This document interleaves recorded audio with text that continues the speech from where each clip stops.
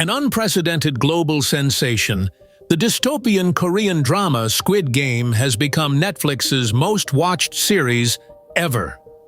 Blending its tight plot with social allegory and never compromising on violence, there's a lot at stake for the 456 players who enter the front man's domain.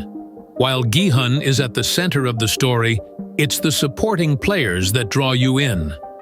From the arrival of Hwang Jun-ho to meeting Ali Abdul for the first time to seeing the relationship developments between our protagonist and Oh Il-man, 01, that get you hooked.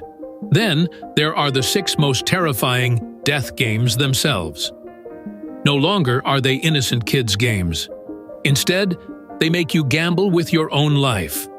But when your time is running out and the stakes are higher than ever, how would you tackle each of the death games? Well, escaping is sort of a big deal for us, and if we were up against the Squid Game, here's how we'd beat each game.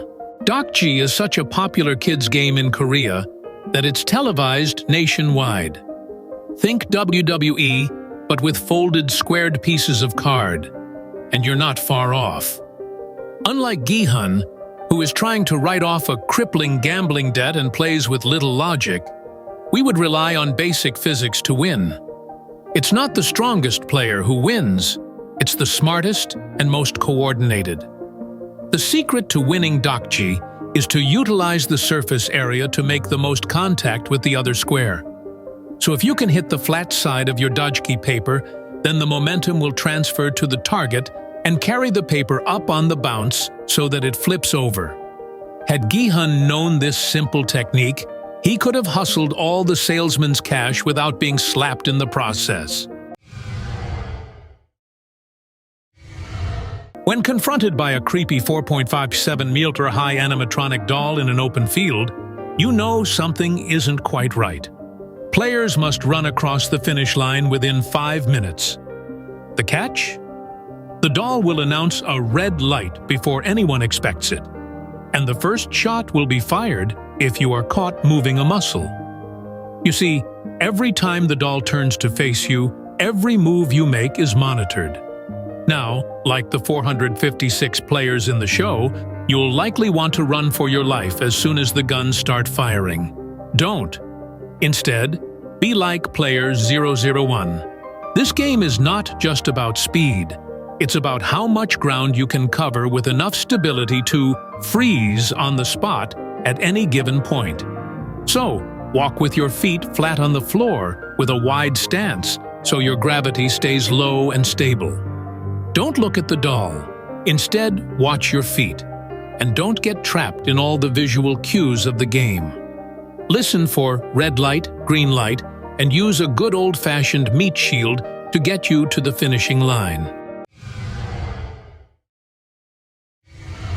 If you find yourself confronted by an oversized playground and then are told to line up in front of either a circle, triangle, star, or umbrella, don't be like Gi-hun. The umbrella has the most angles, so it is the trickiest shape of them all. In a classic Korean vendor game, each player is presented with a circular tin with their chosen shape pressed into the brittle sugar honeycomb disc.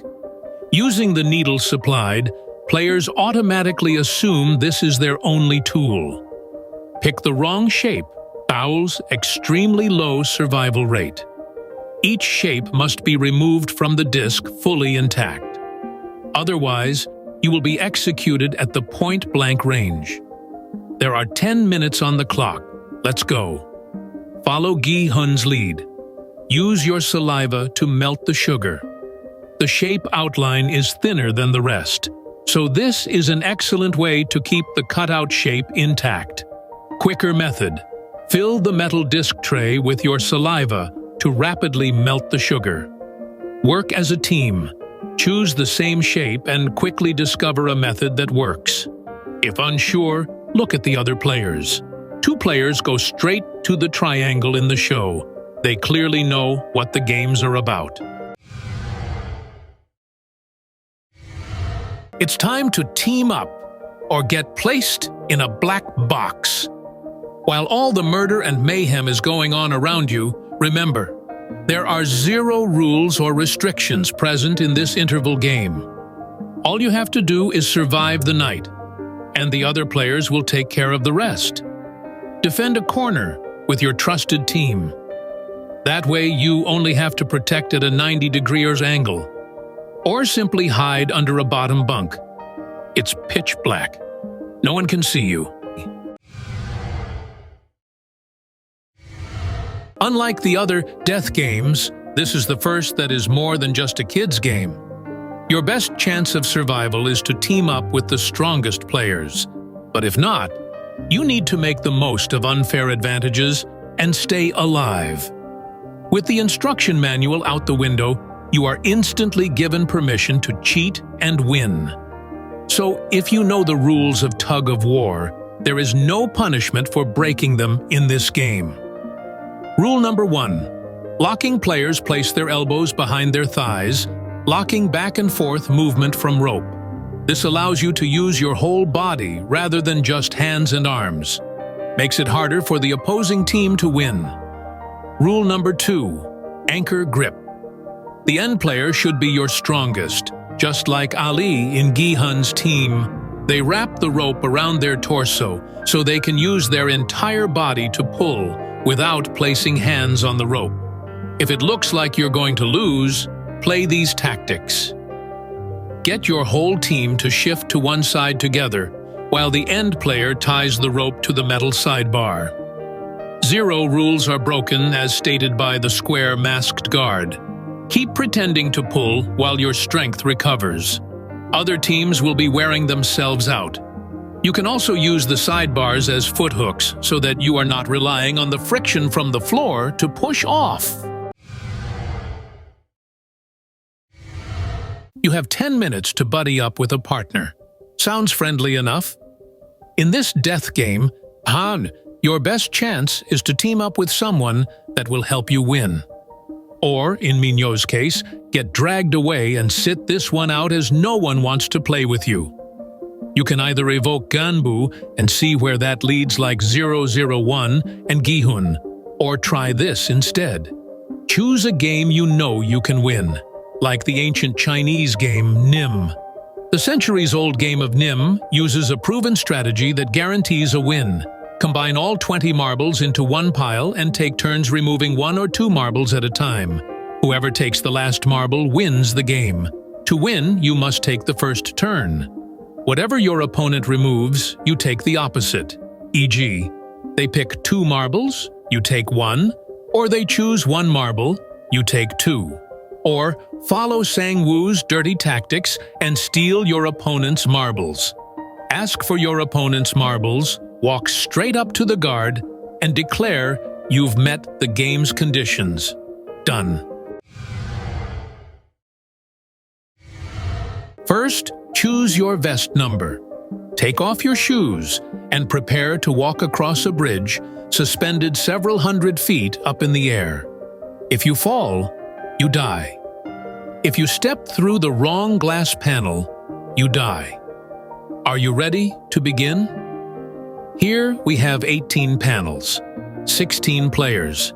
To go first, you have 1 out of 262,144 chance of survival.